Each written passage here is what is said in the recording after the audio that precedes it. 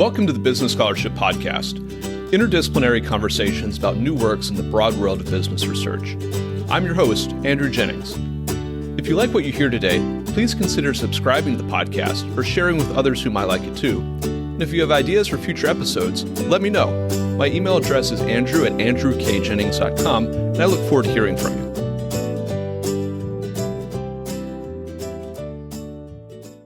Our guest today is Anat Alon-Beck, Assistant Professor of Law at Case Western Reserve University. We'll be discussing her article, Times They Are Changin', When Tech Employees Revolt, which is forthcoming in the Maryland Law Review. I'll link to the article in the show notes for today's episode. Anat, welcome to the Business Scholarship Podcast. Thank you so much. It's an honor. I've been wanting to do this for quite some time. Well, thank you for all of your support of the podcast over the last year or so, and it's great to have you on as a guest. So the subtitle of your article is very provocative, When Tech Employees Revolt. I wondered if maybe we could start the conversation there with maybe what activism we've seen from tech employees over the last few years and maybe since the start of the COVID-19 crisis. What have been their motivations and what have some of the outcomes of this activism or this tech employee revolt looked like? Sure. Tech employee activism is not a new phenomenon. In the past few years, I've been documenting what's happening, and you're going to find many of the largest companies in our economy, right? We have Microsoft, Amazon, Salesforce, and lately, Facebook. In the Facebook example, you're going to find two forms of employee activism, which I call collective and individual. In the individual context, you will find that Facebook employees have recently last month, they turned to social media platforms and the internet, and they publicly disagree with their CEO, with Mark Zuckerberg, over his inaction on our president's social media post, right? And you can compare what Facebook did with regards to the social media posts and Twitter. And I even saw reports that some employees even quit their jobs to show that they disagree with the way that Zuckerberg handled the employee activism and this event. And I just wanted you to note that Zuckerberg controls 57.9% of the voting rights on Facebook's board, okay? But despite that fact, he took these complaints very seriously. And you could also see what was the side effect of these complaints, and that is the boycott against Zuckerberg, right? You could see a coalition of different groups. It started with the Color of Change, ADL, the Sleeping Giant, the Free Press, Common Sense Media. And they started a campaign against Facebook that was called Stop Hate for Profit. And later, you found large companies in our economy that joined the campaign. It included North Face. North Face was the first one to join the boycott. REI, Patagonia, Unilever, Verizon, and more.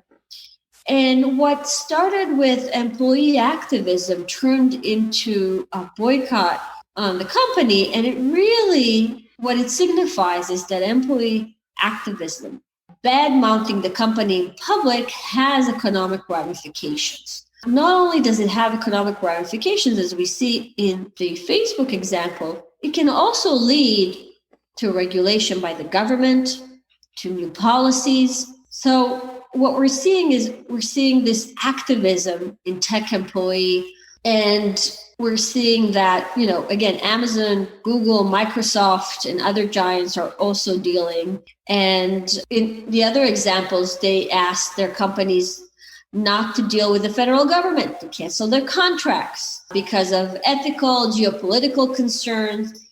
And it all ties to my opinion, to the purpose of the corporation. What's happening is that we have this rise in tech employee power. And those employees are using the power to change the status quo. I wonder why we see activism from tech employees pretty front and center, but maybe not from employees of other types of companies, like people who work in meat processing plants, which have been heavily affected by the COVID-19 crisis. Why might that be? And what might that tell us about the interaction of HR and human capital management and corporate governance? Sure. So the first thing that I wanted to note is that what we must understand is that tech employees are very different than employees in other industries. And there's several reasons for that, and I'll outline the reasons. First has to do with our new economy, right? Our economy is known as the knowledge economy. For the last, I want to say about 40 years, we've seen this transformation in the market and in the corporations in the market. And that is, we depend on knowledge. We depend on our employees to create human capital. The human capital, the intangible assets today, they account for 85% of the market value of US corporations. Okay. In the past, about 40 years ago, before this, what we call knowledge revolution, about 80% of the market value of US corporations was attributed to tangible assets, for example, plants, machinery, buildings. But today, research and development, licenses, patents, they are the ones who are contributing to growth in the economy.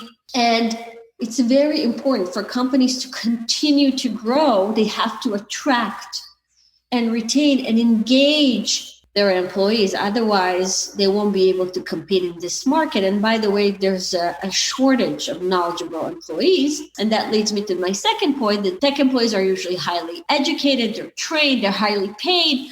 So they're very different. They receive specific training and they are very valuable for the firm.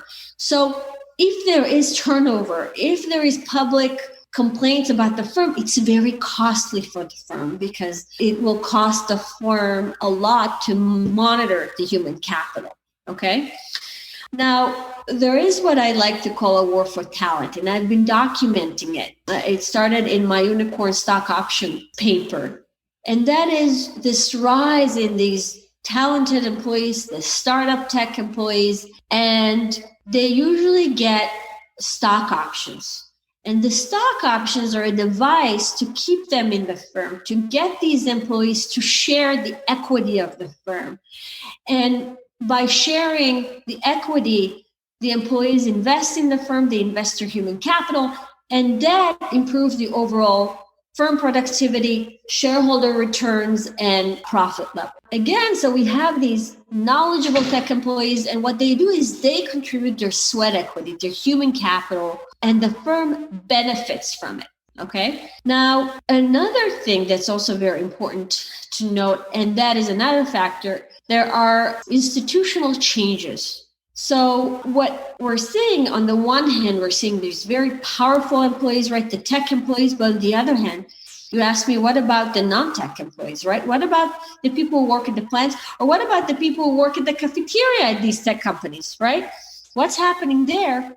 Well, overall, within the rise of the knowledge technology, what we also see is we see this environment in the United States that is overall less supportive of worker power, okay?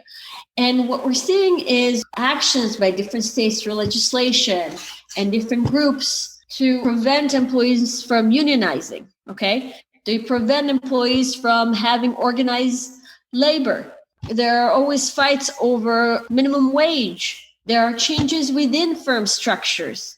You'll see that there's a rise in shareholder power and shareholder activism. And that activism, for example, has led to pressures on companies to cut labor costs, to reduce wages within the firms, and to increasingly outsource and subcontract labor. You also have external economic conditions, right? There are increased competition for labor from technology or from low-wage countries. And all these changes, what they've done is they've reduced U.S. workers' relative bargaining power. So you have this, on the one hand, you have these very powerful, what I like to call tech workers that are rising, and on the other hand, the non-tech workers, where their rights are being affected and they don't have as much bargaining power with the firm. The tech employee activism involves several issues. We have social, ethical considerations. We have considerations that have to do with investment, development, production, manufacturing. And what you'll find in the United States is there's a paradigm shift in thinking about talent management, about corporate culture.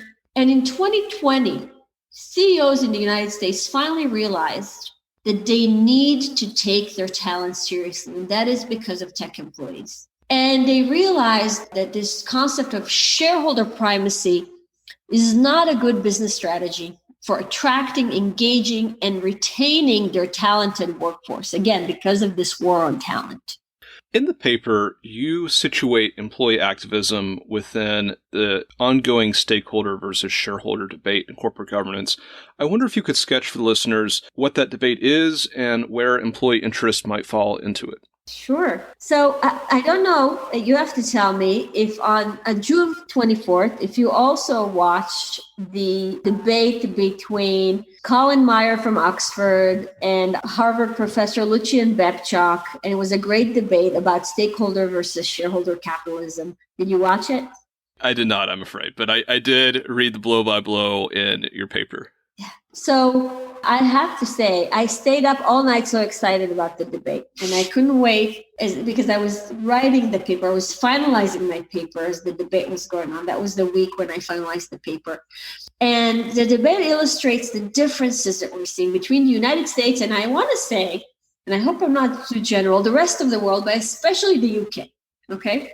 And that is about the difference about the thinking on the theory of the firm and the purpose of the corporation. And it's a very old debate that I'm also wrestling with here in this paper. And I have to note that I started almost 12 years ago. After the last economic crisis, I was a doctoral student at Cornell. And Lynn Stout was one of my advisors. And I watched that the 2008 crisis. And I was thinking to myself, is this going to change? Are we going to witness a change from shareholder privacy to stakeholder theory? And back then, I really thought so because there was a lot of criticism, especially geared towards the large corporations and the managers that were managing them and the institutional investors that were investing in them. And just to tell you a little bit, right? So since the end of the 20th century, we had the prominent views of Milton Friedman and Michael Jensen. And they were popular in the United States for using shareholder privacy as a corporate governance model. What it means is that shareholder privacy mandates that management of large public firms maximize managerial opportunism, right? They called it shareholder. Lynn Stout actually called it Wall Street supremacy and short-termism. And Lynn claimed that management cannot realistically pursue long-term projects such as research and development because these sort of projects cannot produce instant financial returns to shareholders. Now, I just want to note there's a big debate on that. Okay, I'm not going to go into that debate right now, but there is even a debate on those claims as well. But basically, stakeholder scholars criticize shareholder scholars. And what they're saying is that you can't just take shareholder interests into account, but you have to take other stakeholder interests into account. And today, what we're witnessing, and I think the debate between Bebchuk and Meyer was very important. By the way, I think the debate maybe the result would have been different if it was held at Harvard versus Oxford, okay? I'll give them that. But the issue is, do companies need to take stakeholder interests into account? Do they need to take them into account? Do they need to take society into account? Do they need to take economic, environment, political, social interests into account? According to Meyer, yes. And there's a big movement in the UK, and I have to tell you, it's also happening outside the UK. And that is a movement that relies on the firm's commitment to corporate purpose and defining corporate purpose, having a set of values, and making sure that the company acts on those values. And what it does, and I understand Bebchuk's criticism on that, what it can do, it could also be a backlash. And that is, it can also insulate management from oversight. Okay? And it can also diminish the need for regulation. So I am trying to answer these challenges and the tensions and actually come up with some practical solutions to companies that decide today that they do want to take stakeholder interests into account, because there's a big debate at the end and in the long term whether it's going to be good or bad for business. You express some concern that stakeholderism can increase agency costs by reducing the real constraints that management feels. How do you propose to mitigate some of those costs? That's a great question. Again, even if you look at the recent controversial Business Roundtable statement, right, on the purpose of a corporation, and that statement included investing in employees as a priority, right? Take a look at Bebchuk's latest paper. In his paper, he shows that many companies that actually signed this statement probably used it for greenwashing purposes, okay? They used it as a public relations move, and they haven't taken any drastic steps to implement their own suggestions. And I recognize that. And that is why I'm actually arguing that if public companies do decide to take stakeholder interests into account, maybe as a society, we should actually require them to formally change their charters, right? Their certificates of incorporation. And I think more importantly, what I want them to do is to be required by law to disclose additional information and to file periodically with the relevant state and federal authorities. And we already have, for example, public benefit corporations, right? Public benefit corporations are currently required to disclose to their shareholders and the public information on their various efforts to promote the public benefit mission and purpose and the results of these efforts. By the way, you have different states that have different reporting requirements. Even Delaware has a new statute on the public benefit corporations, okay? So I think that if public companies are saying that they're going to take stakeholder interests into account, they need to do more. It needs to be more than a statement. And let me tell you of another new development, which I don't know if it's gonna be signed into law or not. But recently, there's new legislation that was recently passed by the House in Delaware that's going to make it easier for a traditional corporation to convert to a public benefit corporation. Okay, so in the past, it was very difficult. And what Delaware is doing, it's recognizing this shift that I'm telling you about that's happening around the world, and it's now hitting the US. This thinking about purpose of the corporation, this thinking about integrating stakeholder interest into account. And so if we just look at the state corporate law, it's very easy, right?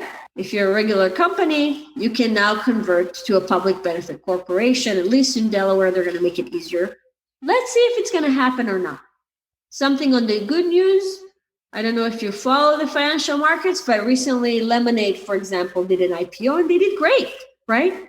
The public really responded well to the IPO, and that was the second public benefit corporation that did an IPO.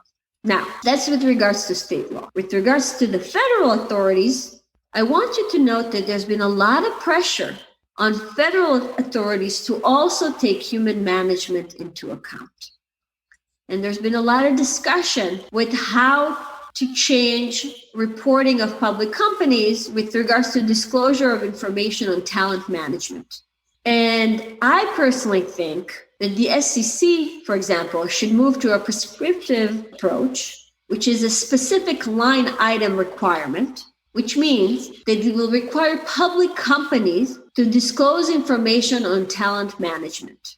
Okay? More than that, the SEC has the tool and the capabilities, and they are asked by different players today to develop agreed upon metrics so that we can assess the efforts of public companies and that we can assess the reports that they should file on performance results, right? How are they taking human capital and talent management into account?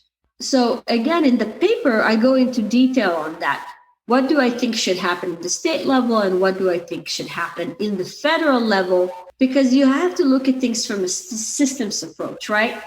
there isn't going to be just a quick fix in one thing. People are just rushing to say, let's change corporate law. And others are saying, well, we don't need to change corporate law because currently, if managers really want to, they can take stakeholder interests into account. They're going to be protected by the business judgment rule as long as they made a calculated business decision, right?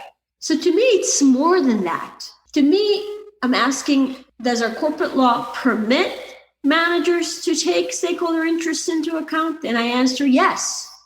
But I think we should be doing more than that. They shouldn't just use that again as a public relations tool. If they're really serious about taking it into account, this is where I'm answering what Bevchuk is saying, that they're just going to use it for greenwashing. And more than that, they might even abuse, right? And say, oh, we did it for stakeholders and they're abusing their power. I say, we want transparency, we want disclosure, we want to see how you're taking those interests into account and what are your metrics for assessment on those issues. What key takeaways or open questions would you like our listeners to be thinking about? Thank you. So there's a few things. I think there's still a lot of work that needs to be done here in the United States with regards to the purpose of the corporation. But I think that I want to see how the conversation continues here and accepts what's happening around the world. And let's think more practically along the lines that I'm suggesting. And that is, okay, CEOs are going to at least say that they're taking stakeholder interests into account. And if they do, how are we going to hold them accountable? I say, let's take this debate further, right? The debate, I feel like, is always stuck between shareholders and stakeholders on the other side. I say, let's continue with the debate. Let's assume that if managers want to do it, they can take stakeholder interests into account. They'll be protected by the business judgment rule. Again, they publicly have stated that they're going to do it. For example, they're going to take employee interests into account. And with employees, it's the easiest. Why? Because we have HR in those large companies. We already have offices that document salaries and document diversity initiatives and document how they're treating their talent and what's their management style. Let's have some transparency on that. That will give us as investors the tool to assess whether the CEOs are basically greenwashing or are they doing something with it. And I forgot to note also, it's summer, if people have time, a great book that I wanted to recommend, and that is Grow the Pie by Alex Edmonds. It was recommended to me by my mentor Ed Rock, and it's a great book. I highly recommend it. And Edmonds was really discussing how we should change the way we're thinking about this debate and how we can move this forward. And that's what I was trying to do in this piece. I'm trying to say, okay, let's move forward. There's a lot of need here. There's a lot of need. There's more work that can be done on this. And I would love to see more discussion. I would love to see more papers on this. And I'm actually working on 2 new papers that are hopefully will be coming out soon as well. I'm submitting them for publication this cycle.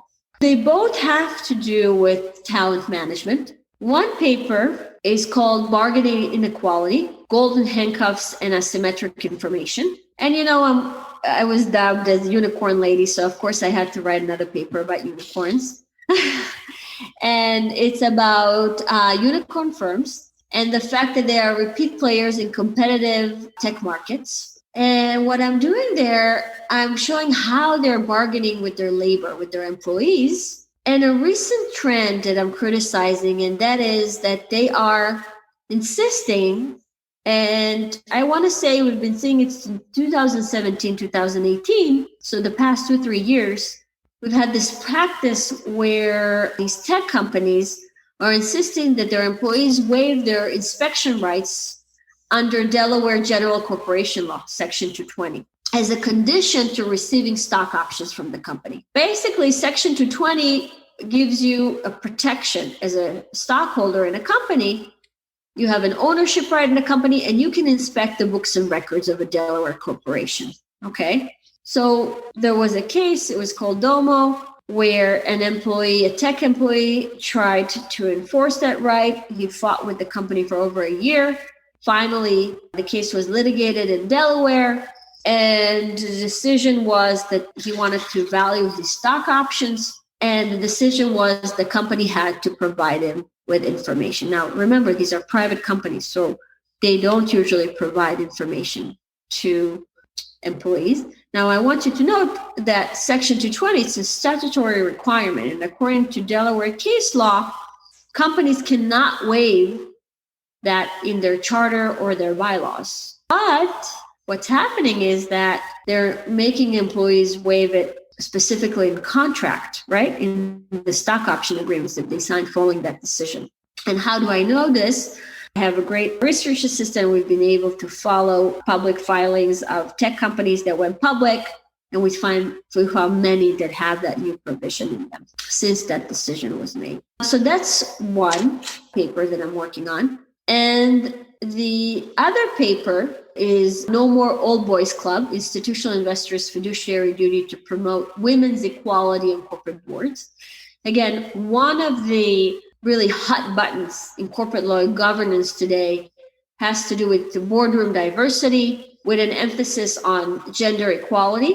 And unfortunately, in the last decades, despite the fact that women have improved their economic and political status and have really advanced in the workforce and in the labor markets in the United States and around the world, they have yet to achieve parity with men on issues that concern representation and participation in the corporate world. And you can see that when you take a look, it's very easy to measure. When you take a look at the representation of female directors in the boardrooms of major public and private companies. And so there are increasing calls for action from various groups, including academics, regulators, and it's a joint project. I'm working on it with Professor Darren Rosenboom and Judge Michal Agmon-Gonen, and it's a huge honor to work with them. And we have a pretty new theory and suggestion on this, so much so that we only uploaded the abstract on SSRN and we already have over 700 views. So that paper is coming out soon, and it's the first time that the legal claim on fiduciary duty and institutional investors with regards to women's equality was made. So I'm really excited about this project. We've already had so many invitations for speaking engagements, and I'm really excited about this. I think it's going to make a huge impact on women's rights and women's equality, which is very much needed. All right. We'll look forward to seeing those hit SSRN when they are ready. Our guest today has been Anat Alon-Beck, Assistant Professor of Law at Case Western Reserve University. We've discussed her article, Times They Are A-Changin', When Tech Employees Revolt, which is forthcoming in the Maryland Law Review. I'll add a link to the article in the show notes for today's episode. Anat, thank you for joining the Business Scholarship Podcast. Thank you so much. It was my pleasure. Thank you for listening to another episode of the Business Scholarship Podcast. If you like what you heard, please consider subscribing to the podcast or leaving a rating on your favorite podcast app, or let other people know about it too.